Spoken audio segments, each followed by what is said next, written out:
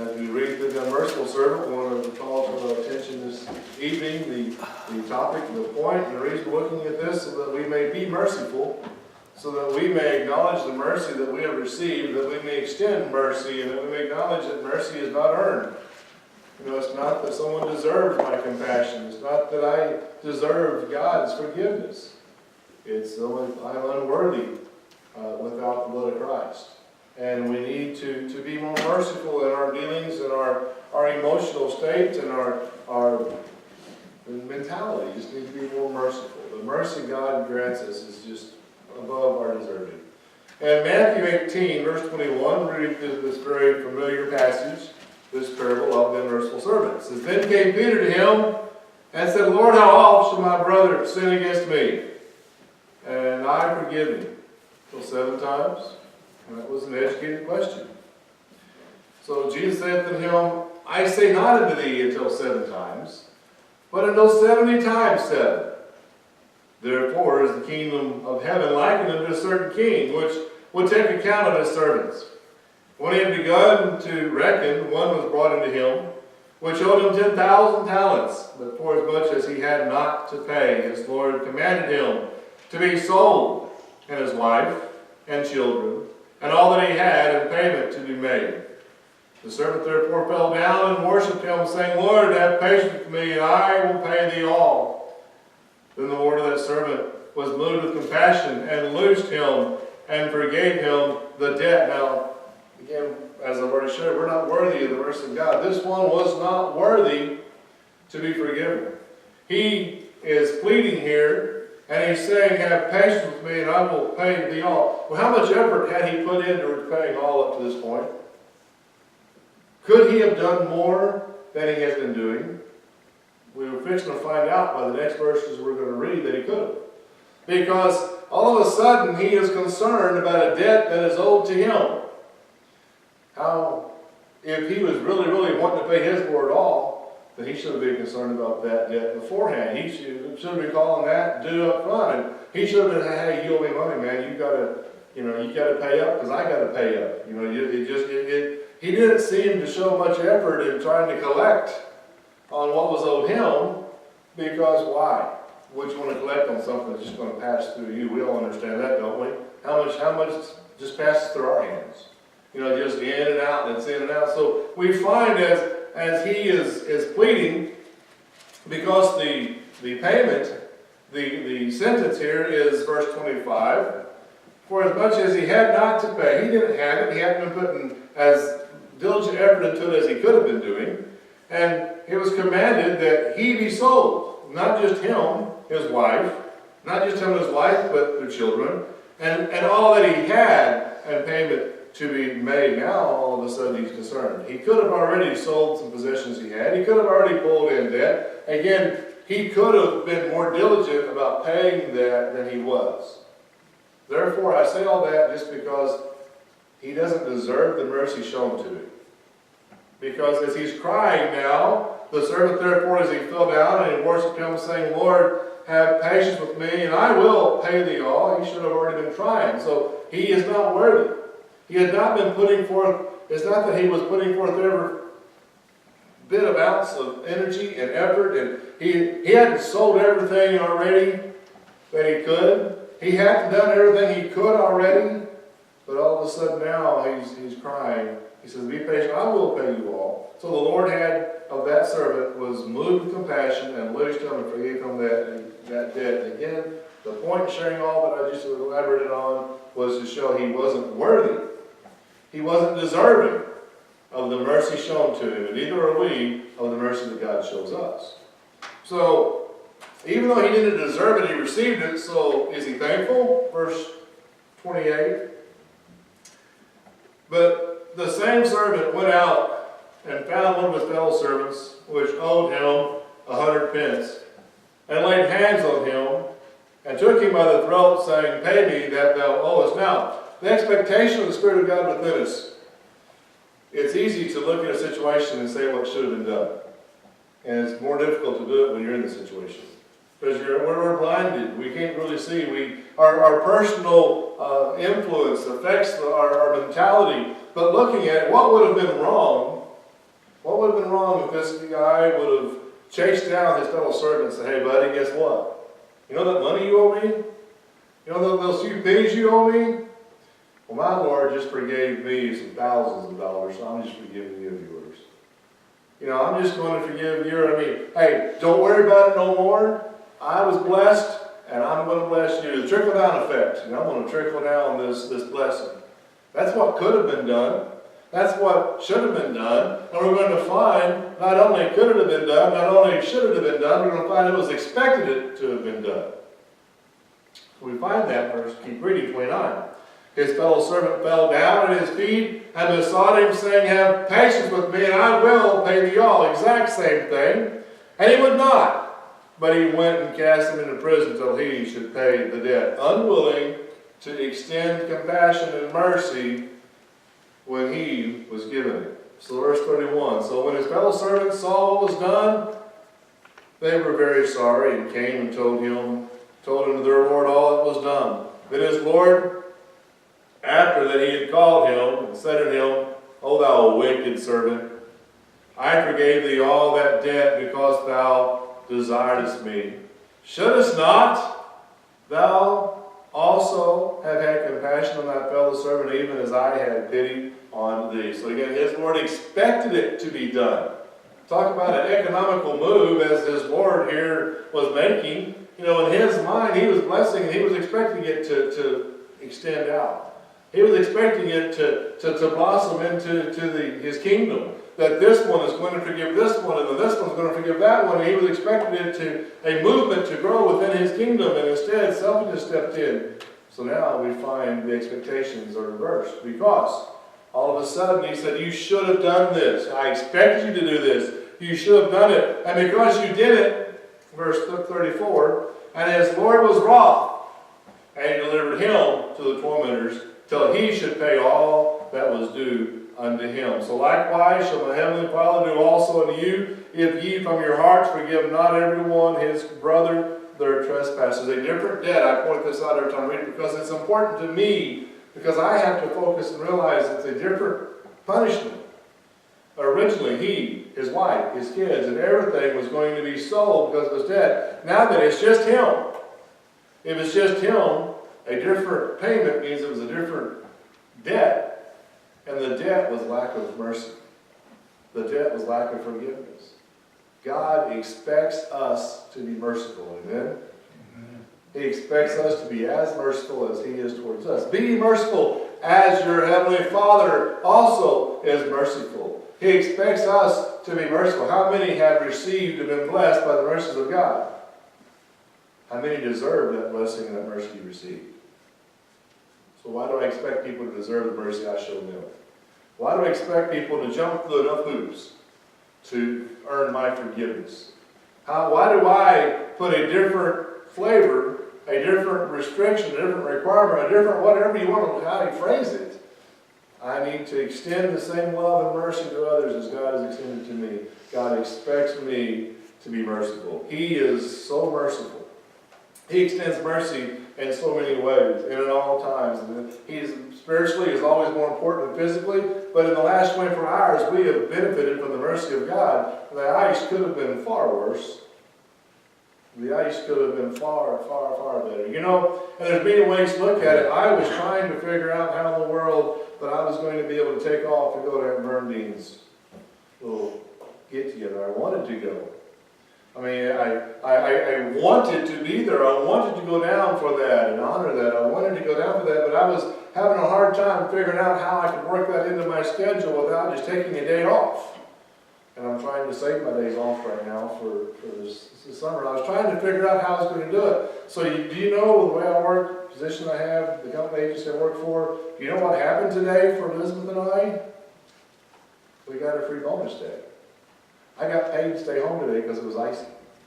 They called it an admin day, and where we work, if the home office is closed on administration day, if it's too icy for kids to go to school, if it's too icy for Head Start to be there, then the entire agency slows down, and everyone is, it's an extra bonus day. I was paid not to go to work today. And then the ice melted off in time for me to go to Biggers. Again, I was worried about how I was going to get there, and God said, I don't know, I'll just give you a free bonus day. He worked it out. He could have worked out many other ways. I was expecting him to work it out with compassion for my boss and just give me a couple of hours to run down there and back and adjust it out tomorrow. That was how I was hoping it to work out. And God said, no, I can do better than that. I just give the whole day off to pay. So again, God's mercy extends in so many ways. We can find it in so many ways in the physical aspects of our life. But let's don't forget, what's the only thing important? Relationship with Christ. I know I haven't said that yet because I know it's going to work it in. The only thing important is our relationship with Christ. Let's don't get caught up with the blessings of the flesh. Let's don't get caught up looking at worldly things, because the only thing important is my relationship with Christ, and everything else is a reflection of that. That's why we come together, to be encouraged by one another, to be encouragement for one another. The mercies of God exceed our acknowledgments. The mercies of God exceeds our worthiness. The mercies of us, how far does that go? What adjective can you put behind my mercy? God's mercy endureth forever. God's mercy is more than I can, God's mercy is just so much. What adjective do I put with Jared's mercy is inadequate and dependent. And that's not the way it should be. Go to James 2.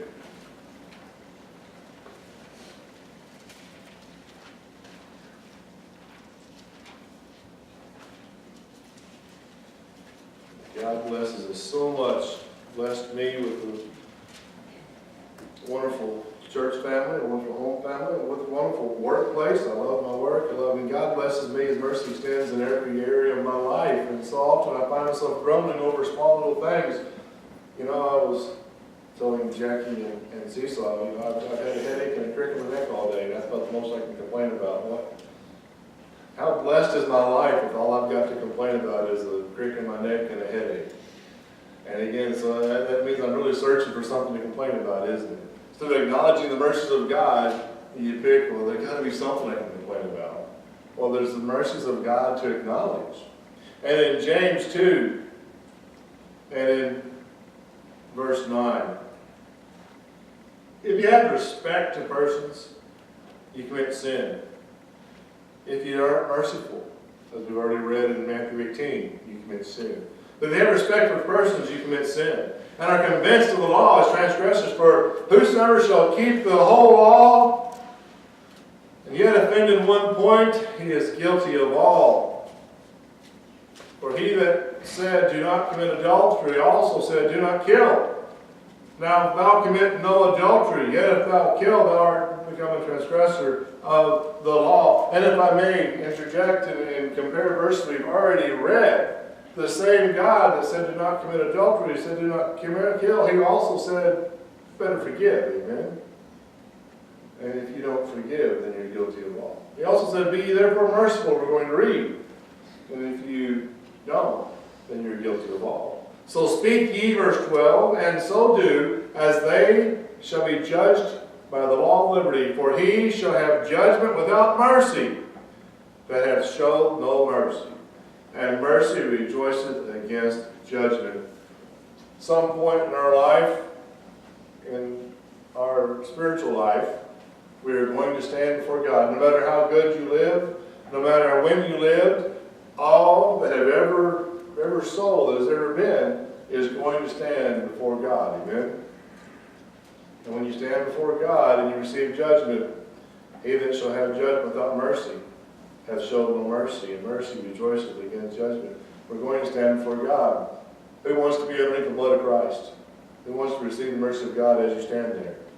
We all do. It's simple. It's an easy question to ask. You talk about asking a question, and you know the answer up front. I know nobody wants to stand before God and receive no mercy.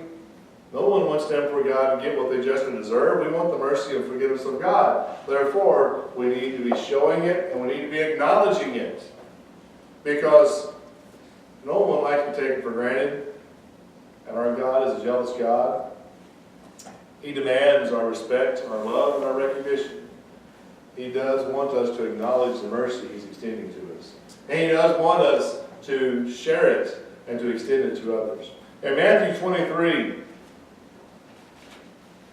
just in case you think I may be assuming too much, by reading there in James, if you're guilty of one, you're guilty of all. Well, over here in Matthew 23, Christ himself considers mercy a weightier matter. He considers it pretty important, pretty big deal to be merciful. In Matthew 23,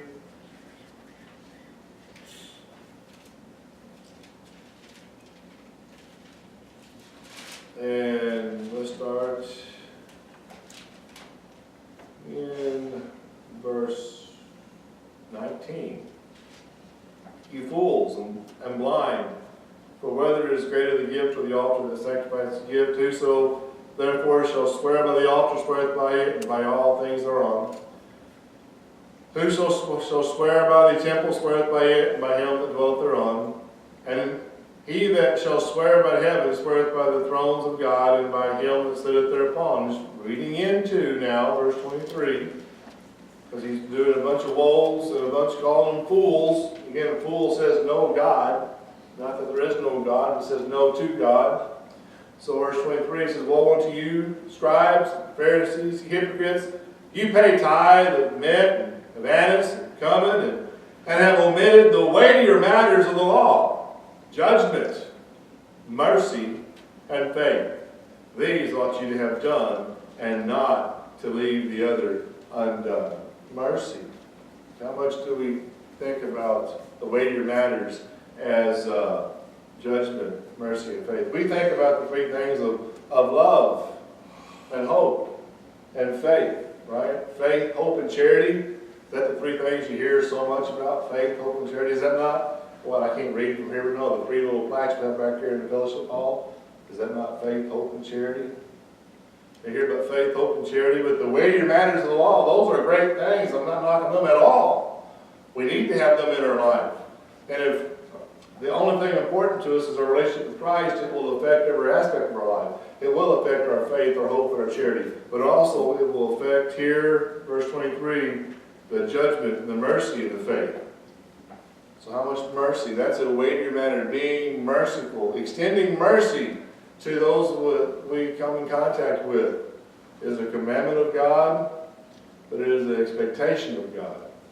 He has expectations of his children. What parent doesn't?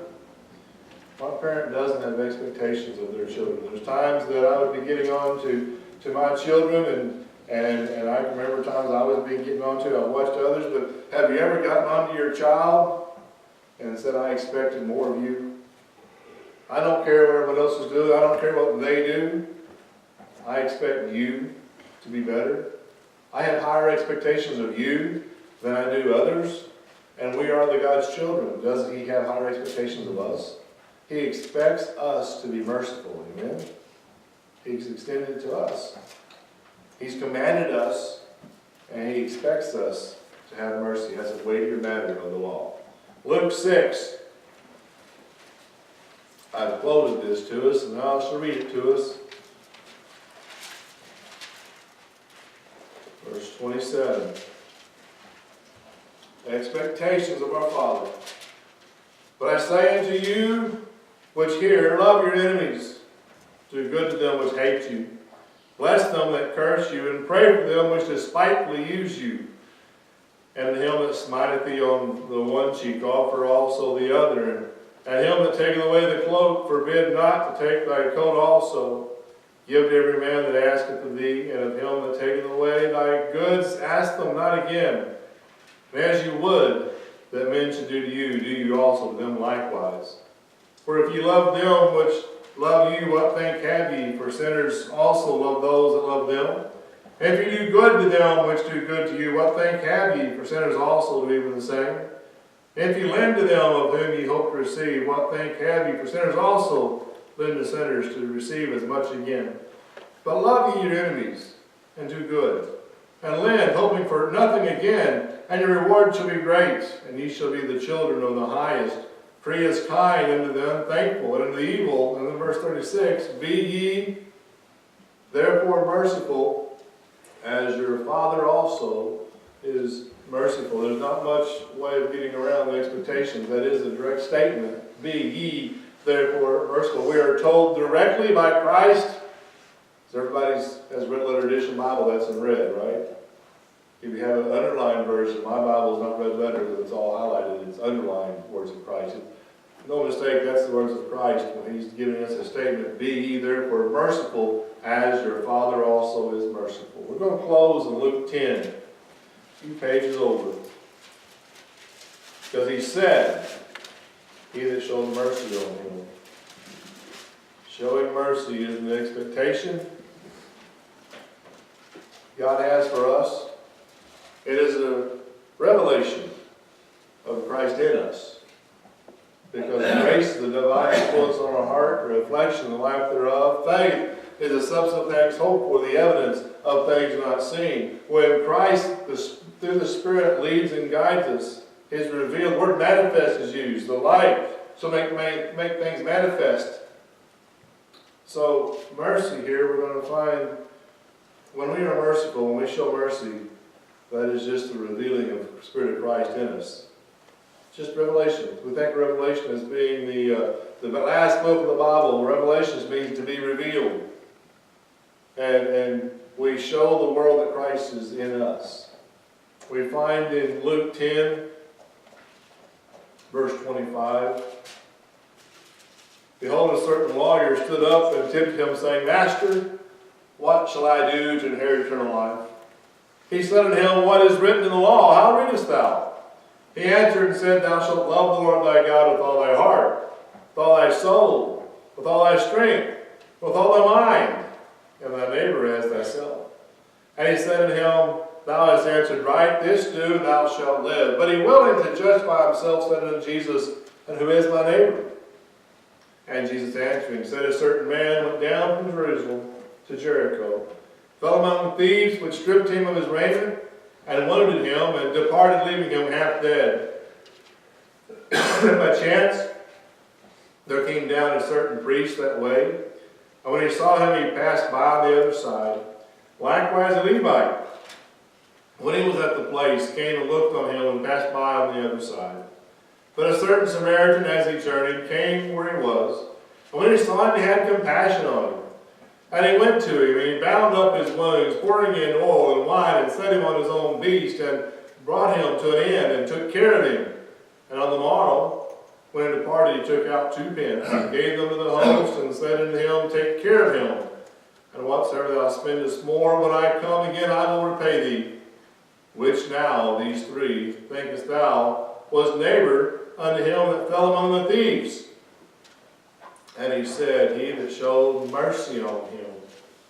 Then said Jesus unto him, Go and do thou likewise. So what is mercy? Helping someone that you're not expected to help. Because God expects us to do things the world finds peculiar. God expects us to do things the world finds as strange. And God expects us to do things the world don't understand. Because, again, the Levite and the priest here, they should have been expected to go do it, right? That was their job. That was their task. They should have done it. Looking at mercies and extending mercies to somebody who's not expected. The Samaritan wasn't expected to go help. Therefore he showed mercy. Wasn't his job. Wasn't his calling. Wasn't nothing to him. He wasn't gaining nothing from it. Yet he did it. Mercy. Mercy is God expects us to do. He that showed mercy on him. The definition of compassion. That's why faith, hope, and charity. Because mercy and charity go hand in hand. The judgments, the mercy, and the faith. So mercy, how much mercy do you show in your daily life? Can you think of an instance today that God showed mercy to you in any way? We all can. What about the next question? Can you think of an instance today that you showed mercy to somebody? As the very first was song. Mercy. Receive it. Accept it. But then you're expected to share it. To pass it down. To give it to others. So let's let the mercy of God live through us as we stand and sing our number. 274.